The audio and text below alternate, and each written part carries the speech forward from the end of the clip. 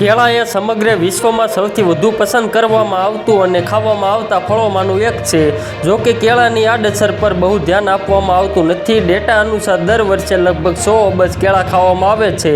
કેળામાં fibre, potassium, amino acid, vitamin B6 અને અન્ય ઘણા જરૂરી પોષક તત્વો હોય છે.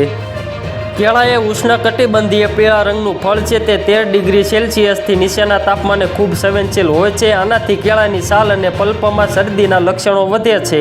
ફળનો પલ્પ શારીરિક પ્રવૃત્તિઓમાં પણ ખલેલ પહોંચાડે છે. તેને વધુ ખાવાથી શરીરનું સંતુલન બગડી શકે છે.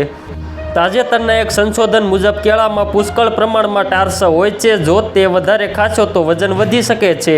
તેથી દિવસમાં શરીરની જરૂરિયાત મુજબ 3 કેળા ખાવા જોઈએ. પોટેશિયમનું વધુ પડતું સેવન બાળકો, વયસ્કો અને વૃદ્ધો બંને માટે હાનિકારક છે.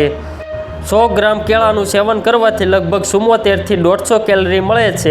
તેથી કેળાનું સેવન કરતી વખતે સંતુલિત આહાર લઈ રહ્યા છો અને કેટલી કેલરીની સંખ્યાને તપાસવાની જરૂર પડી શકે છે. 100 ગ્રામ કેળામાં 35 ગ્રામ સુધી કાર્બોહાઈડ્રેટ હોઈ શકે છે. તો મિત્રો, હાલ માટે એટલું જ. ફ્રી મળીએ નવી અપડેટ અને નવા સમાચાર સાથે. તે પહેલાં ખાસ કરીને વિડીયોને એક લાઇક અને RTV ગુજરાતી ન્યૂઝ યુટ્યુબ ચેનલને ખાસ કરીને સબસ્ક્રાઈબ કરવાનું ભૂલતા નહીં મિત્રો.